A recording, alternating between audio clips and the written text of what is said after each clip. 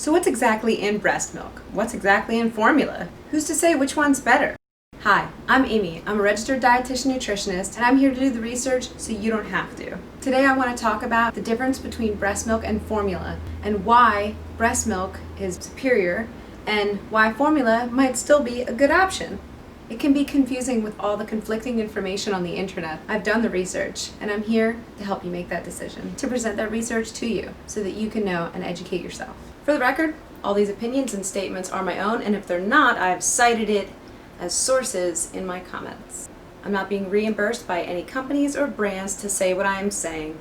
I'm merely suggesting good information so that you can have a healthy, nutritional relationship with your baby. I'm sure that people have told you, maybe your mom, your grandma, your aunt, have told you the remarkable benefits of breastfeeding, how it's custom catered nutrients just for you and your baby. There's so many great things going on with breast milk, it's really almost impossible for labs to recreate it. Science has come a long way, and formulas try their best to simulate breast milk as much as they can. But there are some considerations. When it comes to breast milk, there are no absolutes. Breast milk is different from woman to woman and for each child that woman has. It's different from the beginning of a feed to the end of a feed, from the beginning of the day to the end of the day, and it's also changing all the time linearly from when you start producing breast milk all the way until your child is finished breastfeeding. So with that in mind, we have to remember that a lot of the research done on breast milk is done with mature milk. It's done with a wide range of women, and they really narrow it down to an average. Sometimes women have difficulties with latching or disease states that prevent them from actually being able to breastfeed, and formula could really be a godsend for those women. Breast milk is the gold standard. However, there's many reasons why a woman might choose to supplement her feeding with formula, and that's okay. There's a lot of good reasons out there. Disease states, not being able to breastfeed, going back to work sooner, not making enough. So let's compare the milk to the formula. What is breast milk? Breast milk, just like any other food source, is energy. And what's in energy? Macronutrients. Protein, carbohydrates, and fat. There are different phases of breast milk. You have colostrum, which is right in the beginning when you're first producing, just before delivery and a few days after. There's the transitional milk, which is between colostrum and mature milk, and then there's mature milk. So for the purposes of this comparison, I will be talking mostly about mature milk, but I will make references to colostrum, which is the first milk that comes in, which is what they call liquid gold, and for good reason. It's actually gold because of the beta-carotene and vitamin A amount in it. It gives it that little orange hue. But colostrum is 2/3 antibodies and immunoglobulins. I know it's a big word, but it really is important to protect the baby against viral and bacterial infections and to prevent chronic diseases later on. I could go on. There are many benefits to breastfeeding. What I really want to get down to is the constituents, that is, the ingredients of them. When we're talking about food for babies, you have to remember that babies have a very new digestive system, and our body, as being so amazing, knows this. So the very first milk you produce, colostrum, actually has an immunoglobulin A, the IgA antibody, which actually coats the baby's digestive system and prepares it for new food. It's just kick-starting everything going on. It also has antibodies in there to provide a laxative effect, which helps the baby get rid of the meconium, which is their first poo.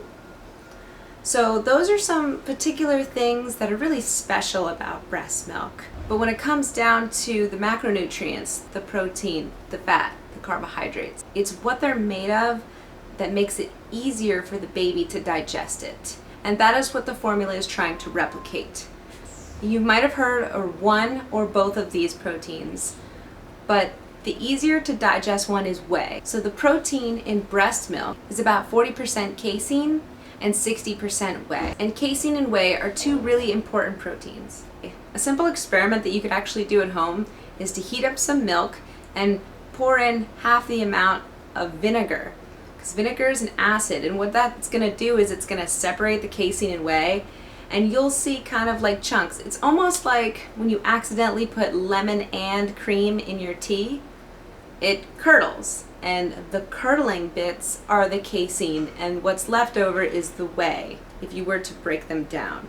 So this is why it's a little more difficult for babies to digest casein, because it does have different amino acid properties. It makes it harder to break down the structure. Now, the ratio is really important. Okay, so if you're comparing breast milk to cow's milk, human breast milk is 60% whey and 40% casein. That means the majority of it is whey, making it easier for your baby to break it down.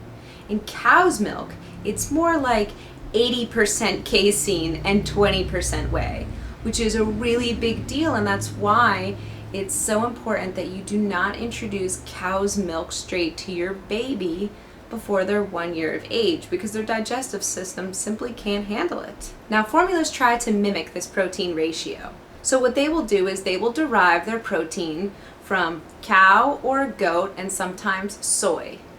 And then they will add in additional whey to offset the ratio. So sometimes when you're looking at the ingredients of formula, you will see cow protein isolate, and then you will also see whey protein isolate added in.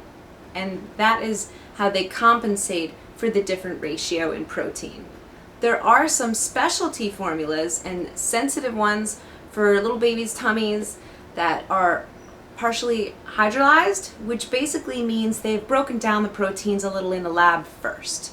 So they've made it into smaller amino acids, which are the building blocks of protein, and that makes it easier for the baby to digest. One consideration with these sensitive formulas is that a lot of times when it's a sensitive marketed formula, they also are replacing the carbohydrate for the usual lactose. So getting into our next macronutrient, carbohydrate, in breast milk, lactose is the big carbohydrate. That's milk sugar. The sensitive formulas will not use lactose. What they will use is actually corn syrup solids, maltodextrin, sucrose, whatever other sugar substitutes. So you have to be aware of that when you're going for this, and actually look at the ingredients on the back just so you know for your own peace of mind. Sometimes babies will have a lactose intolerance, a lactose allergy, and then that would be a preferential substitute.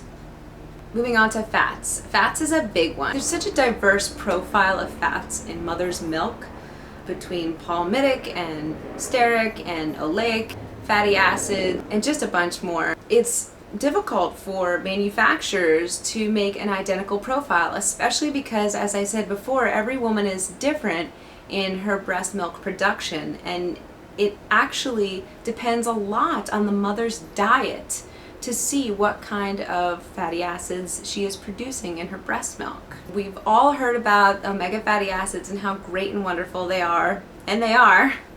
So a lot of companies have been adding that into their formulas as kind of like a boost of health. Sometimes they add lutein and other things as well. But for fats specifically, for companies to be able to put the same kinds in, they have to derive it from different plants. So different formulas will have a different fatty profile depending on where they get it from. The problem with this is that when you're taking fatty acids from human milk and you're taking fatty acids from, say, like plants, which usually plants derived, you might be getting very, very, very slightly different structures. Okay, this was the case with palm oil a few years back, where they realized that not all palmitic oil was equal, and it makes a big difference where the baby can't digest it as easily. So when we say that formula is trying to copy mother's milk, they could only really do it to a certain point. And we're only going over energy, we're only going over macronutrients.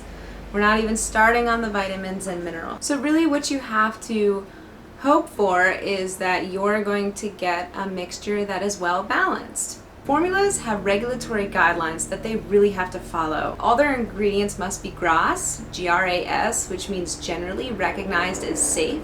They have to do constant testing to make sure that there's no possible way of contaminants. They have to put a proper label about the use-by date because nutrients degrade over time and they lose their effectiveness. So they have to have a proper use-by date so that the vitamins and minerals and things that are put in the formulas are accurate and up to par. Some other considerations are the ready-to-make formulas or the ready-to-go formulas that are already liquid. Consider that they sometimes have to put in additives so that it will have a stable shelf life, so that it will be ready to go when you need it. So convenience comes at a price as well. As far as vitamins and minerals are concerned, if the mother's eating a healthy, varied diet, the baby will be getting all the nutrients it needs. Even if the mother's not eating a healthy, balanced diet, the nutrients are going to be pulled out of her body just like when she was pregnant. That baby is going to get what it needs as much as it can get what it needs. Formulas add in a specific amount based on daily values and ranges, but consider vitamins and minerals just like when you take them. Do you think it's better to get your vitamins and minerals from the foods that you eat, or do you think it's better just to pop a multivitamin in the morning? But the problem with multivitamins is sometimes those vitamins clash and they fight and compete for receptors in the body, or sometimes because it's made synthetically, it doesn't absorb in the body the same way, it doesn't go through the same metabolic processes. It's the same in a baby, it's the same when you add vitamins and minerals into a formula. They have done plenty of testing, but it's only the best they can do. It's still not going to be as absorbable, as catered, and as custom as mother's milk. Obviously, breast milk is the gold standard, but if you must get a formula, just do a little bit of research. Make sure that what you're getting has whey added into it so that the ratios are correct. Make sure that you're getting an appropriate formula for your baby. If you need it partially hydrolyzed, the sensitive formulas are just fine. Make sure that you're okay with the ingredients that are in it, whether it be additives or the type of sugar that they're using for carbohydrates. And I definitely recommend getting the ones that have added omega fatty acids and lutein. There's data that shows omega fatty acids are wonderful supplements. I hope I've given you enough information where you can make a better decision or at least understand breast milk versus formula a little better. Thank you for watching, and please subscribe to my channel.